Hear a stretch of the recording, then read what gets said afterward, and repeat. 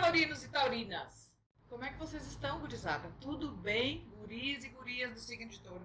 Meu nome é Grace Luz e vocês são todos muito bem-vindos ao Olho em Portal. Meninada, em seguida vai ter novidade, vai estar saindo. Esse oráculo vai estar sendo comercializado, ele já está... a parte de manual está sendo feita já, a parte escrita. E aí depois a gente vai... Já estamos em contato com a editora para comercializar. Assim que tiver disponível eu falo para vocês, tá bom? Pessoal que curte mitologia grega aí, os meus colegas de tarô, os meus colegas oraculistas, vão... É um trabalho bem bonito, um trabalho bem legal, feito em conjunto com o menino Yuri. Vejamos então. Se vocês puderem deixar o likezinho aí, se inscreverem no canal, quem não é inscrito, que está só nos visitando, inscreva-se e vem fazer parte da nossa egrégora grega. E compartilhe também. E a parte melhor são os comentários, né? Amo, eu amo. Vamos ver. Vamos ver.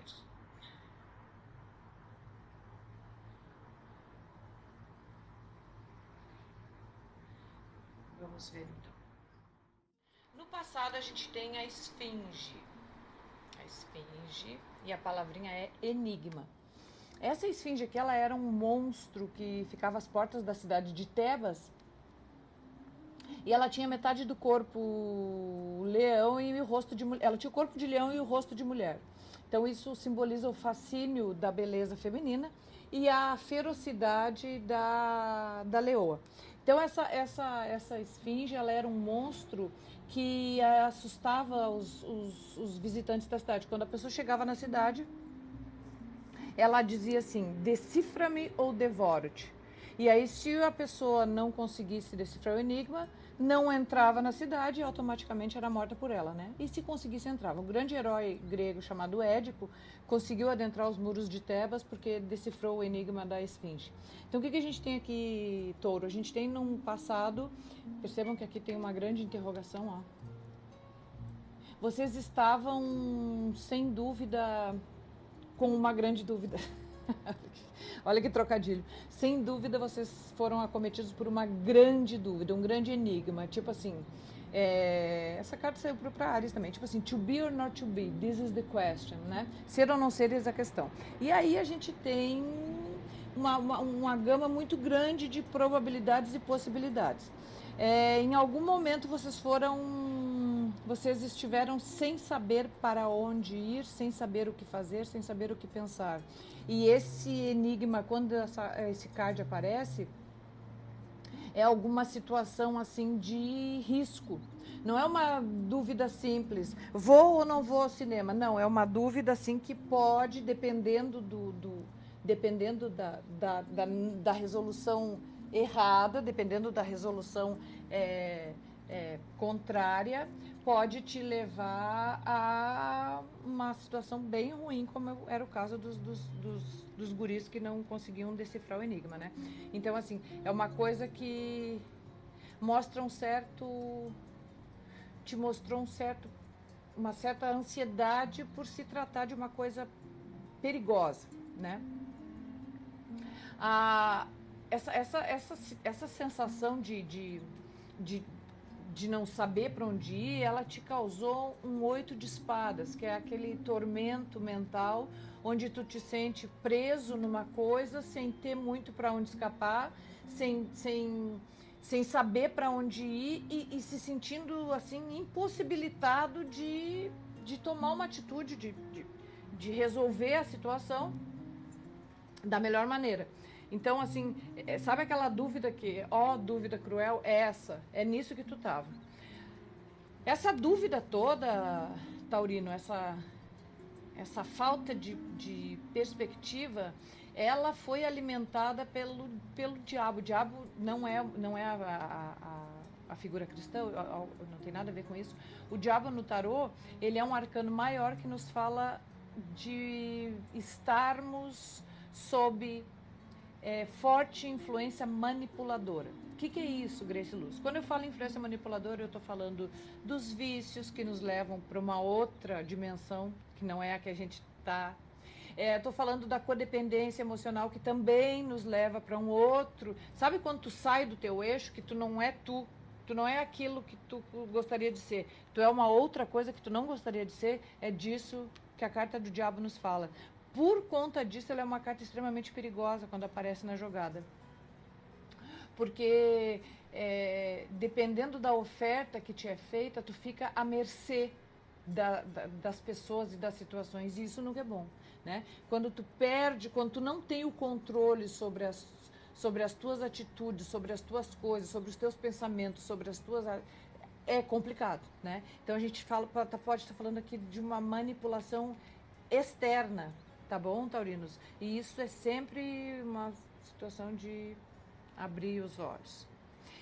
Fecha a leitura do passado com a carta da justiça. Com tudo isso que aconteceu, me parece que houve uma estabilização, porque aqui a gente tem a balança, ó. A carta da justiça é quando é feita a justiça, pode ser dos homens ou a justiça de Deus. Então, quando tem uma intervenção divina ou humana que coloca as coisas nos seus devidos lugares. Então, foi uma situação angustiante? Foi, mas ela conseguiu estabilizar. No presente, a gente tem o Aquiles. Quem é o Aquiles? O Aquiles é um herói grego que participou da Guerra de Troia, talvez o maior herói grego, né, da guerra, o nome mais significativo da Guerra de Troia. E as palavrinhas são força frágil. Como assim, Grace Luz? Que coisa mais sem cabimento isso? Como assim? Que antagonismo? Não, vou explicar para vocês. O Aquiles, quando ele nasceu, a mãe dele pediu para os deuses que queria que ele fosse forte e invulnerável. E aí os deuses instruíram ela que ela chegasse até o rio Estige, que era um rio mágico, e mergulhasse ele. Ela pegou o nenê e foi lá e mergulhou. Só que quando ela segurou o nenê, ela segurou pelos calcanhares. Então essa parte que ela segurou não pegou a água do rio, automaticamente aquela parte do corpo do Aquiles ficou frágil. Então ele se tornou um grande guerreiro, ele tinha o corpo invulnerável que não entrava seta, não entrava arma, nada perfurava o corpo de Aquiles. Mas na Guerra de Troia, acidentalmente ou não, o príncipe Paris disparou uma flecha que pegou exatamente no calcanhar de Aquiles, e aí ele acaba morrendo. Daí, gurizada, vem a expressão calcanhar de Aquiles, que é considerado o nosso ponto fraco. Todos nós temos calcanhares de Aquiles, e mais de um, né? Mas o que esse card quer dizer no teu presente? Quer dizer que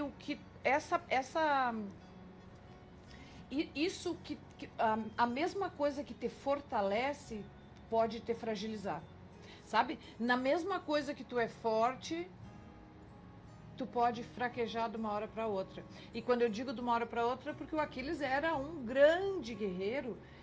Meu Deus, ele matou milhões de pessoas, milhões acho que não, mas milhares de soldados, e uma flechinha no calcanhar acabou com o grande herói. Então, assim, é uma carta de alerta para que tu preste atenção que a tua força, ela pode ser muito grande, as tuas condições, elas podem ser muito grandes, mas tu tem algumas fragilidades que tu pode não estar prestando atenção nesse momento, e é exatamente por ali que o inimigo vai se depositar. Quando eu falo inimigo, eu falo do mal, eu falo da sabotagem, eu falo do engano.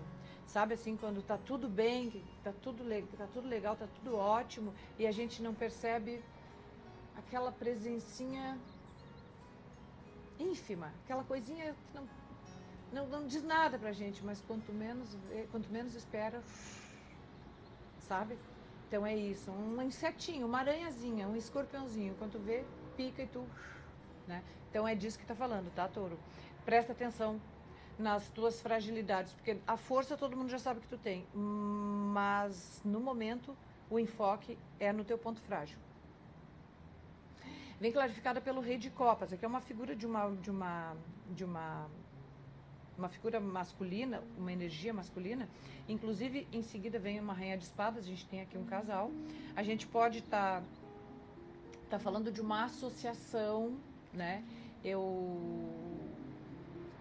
penso, aqui a gente tem uma figura carinhosa, uma figura que garante o sentimento, uma figura que é fluida, né? E aqui a gente tem uma rainha que é cortante, uma rainha que é decidida, uma rainha que não deixa nada para depois. Essa rainha de espadas, ela normalmente tem uma espada na mão e ela não leva ninguém para compadre, como a gente diz no Rio Grande do Sul. Então, o que a gente tem aqui? A gente pode ter uma aproximação conveniente de uma pessoa se passando por bonzinho, se passando por... ou boazinha, né? Se passando por... tá legal, é isso mesmo. E a rainha de espadas está sendo chamada, convocada para cortar esse mal pela raiz. Penso que seja isso por conta da fragilidade que apareceu ali, tá? Então presta atenção nesse momento, Touro, se não estão aparecendo ofertas doces demais. Sabe a expressão que quando a esmola é demais o santo desconfia? É mais ou menos isso, tá? Aqui a gente tem o 2 de paus, que nos fala de uma necessidade de posicionamento. Então, com essa realidade do presente, vai te ser exigida ou proposta um posicionamento. Então, após esse corte aqui, ó, que tu vais fazer, ou pelo menos, né, e depende evidentemente do teu livre-arbítrio, mas se tu fizeres esse corte, tu vai ter que, digamos que, traçar um novo caminho, uma nova reta, uma nova rota, uma nova meta, uma nova direção, tá? Então, a partir do momento que tu entende, né, que essa manipulação do passado, que isso aqui se estabilizou, né, e que nada de blá blá blá vai fazer parte do teu presente, porque agora tu já tá forte, tu já tá te sentindo seguro. Então a rainha de copas toma o lugar dela, de cortar o mal pela raiz, e aí a gente tem a necessidade de um novo olhar, de vislumbrar um novo futuro, tá? No futuro, a gente tem o Minotauro, e a palavrinha dele é aprisionamento, olha só. Se essa rainha aqui não cortar o que tem que ser cortado, né, Touro? Tu corre o grande risco de te tornar prisioneiro da situação, né? O Minotauro, ele é um monstro que ele é metade homem e metade touro, né? Minotauro, touro. E ele era filho do rei Minos. Ele foi colocado num labirinto para que ninguém o visse, e ele era antropófago, ele se alimentava de carne humana. Então o rei Minos, de tempo em tempo, mandava pessoas para dentro do labirinto para que ele se alimentasse, para que o filho se alimentasse, né? Até que uma determinada data o herói Teseu entrou no labirinto, matou o Minotauro e conseguiu sair de lá com a ajuda da irmã do monstro. Então, assim, o Minotauro, na verdade, ele é uma criatura horrenda e temida por todos. Ele é vítima do próprio destino, porque ele não escolheu nascer assim, né? Ele é fruto de uma traição da rainha com um animal sagrado, e aí nasce o Minotauro. Então ele é uma vítima do destino, mas que foi condenado ao aprisionamento. Então cuidado, tá, Touro? As tuas decisões do presente, elas podem, se não bem claras, elas podem te levar a esse aprisionamento, tá? E claro, a palavra aprisionamento, ela tem uma gama muito grande de interpretações, e tu vai saber exatamente do que eu tô falando, tá? De que tipo de aprisionamento eu tô falando. Esse aprisionamento, ele vai ser causado pelo apego que tu tem, a codependência, o apego que tu tem a algumas coisas. Essa carta do 4 de ouros é aquela assim, ó, não quero soltar o que já tenho. Não quero sair da minha zona de conforto. Ah, pode ser melhor, depois pode ser, mas essa aqui que eu tô tá tão boa, pra que que eu vou, né? Ou não tá tão boa, mas pelo menos tá aqui, pra que que eu vou ir pra outra, tá? Então, tipo assim, eu prefiro ficar prisioneiro do que eu já tenho do que partir para uma nova jornada e de repente não ser tão boa assim. A gente tem aqui o 6 de cálices, que é uma carta que nos fala assim de coisas do passado, de coisas de um tempo que já foi. É uma carta nostálgica, digamos assim. Então esse aprisionamento aqui, ele pode vir a te causar uma nostalgia. E não sei se esse retorno ao que já foi, de repente, né? Quem sabe volto para o que já passei, que era bom, né? Ou então estou voltando para uma coisa do passado, mas que não era tão boa assim. Como que faz? Vou, não vou? Qual que é? E aí a gente tem um rei de copas aqui. O rei de copas, ele é uma oferta, né? A gente tinha a gente já tinha ele ali, né? A gente já tinha passado por ele aqui, ó. O rei de copas, ele volta então no final do teu jogo para te mostrar um novo caminho a seguir, tá? Aquele do presente ali, esse do presente no caso, pode ter um fundo enganoso, tá? E esse do futuro, depois que tu conseguir fazer essa libertação daquele aprisionamento, aí tu encontra esse rei de copas, que é uma oferta de... Ele está te oferecendo uma copa cheia de amor, né? Tipo isso assim, aqui no meu 2 de paus eu decidi deixar para trás o que não foi legal até agora, o que não tá legal, e vou em busca do que vai ser bom para mim. Eu vou entregar nas mãos de Deus e o que é meu vai chegar, né? Eu vou fugir daquela prisão, eu vou fugir do labirinto. Eu tô no labirinto, eu vou entrar no labirinto, mas eu vou sair dele, tá? Evidentemente que eu tô falando de livre-arbítrio, né, Touro? Não é uma coisa, não é uma coisa martelo batido, até porque tu decide, né, a tua vida, mas parece que se desenha uma coisinha melhor aí no futuro, tá? Vai ser um pouco mais tranquilo do que o passado e o presente. E isso é bom. O ruim é se fosse o contrário. Taurinos, eu vou escolher para vocês aqui um card, que esses aqui são as ferramentas, os objetos usados pelos deuses e os heróis gregos, e ela vai nos falar, assim, nos próximos 30 dias, como é que elas vão poder te ajudar, como é que elas vão te guiar, né? Como é que vão... Olha, já caiu. Como é que ela vai te auxiliar nos próximos 30 dias? Olha só, caiu a coruja de Atena.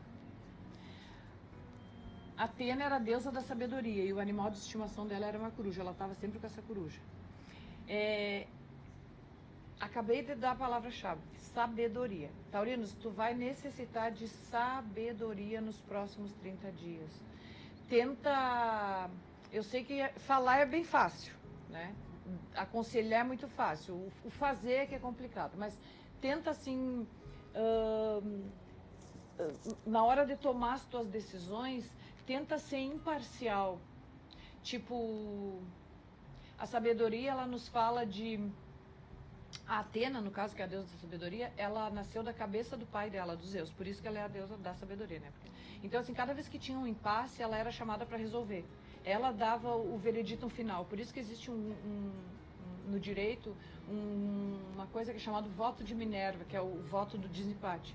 Então, só que a Atena, como ela era muito justa, ela era a deusa da justiça, inclusive, também, segundo alguns autores, e da sabedoria. Então, como ela era muito justa, ela sempre julgava as coisas olhando de fora. E essa carta da coruja nos pede exatamente isso. Tenta avaliar a tua situação sem te envolver nela. Sei que também não é fácil falar isso que eu tô falando pra ti, mas é o que o jogo tá pedindo, tá? Então tenta, assim, ser o mais imparcial que tu puderes na hora das decisões nos próximos 30 dias. Tenta usar mais a razão do que o coração. Tá bom, Taurinos? Então agora eu vou agradecer os meus inscritos, meus queridos. Um beijo pra vocês. Quem não é inscrito, tá nos visitando, por favor. inscreva-se, deixem o likezinho, porque isso ajuda o nosso canal a crescer. E compartilhem e comentem o nosso vídeo. Me despeço de vocês agradecendo a Deus Pai, Filho e Espírito Santo e pedindo para Ele que Ele nos dê um mês de abril com muita coragem. Vocês vão precisar, viu? Força e coragem são as palavras de ordem para os taurinos em abril. Gurizada, um grande beijo e a gente se fala logo logo.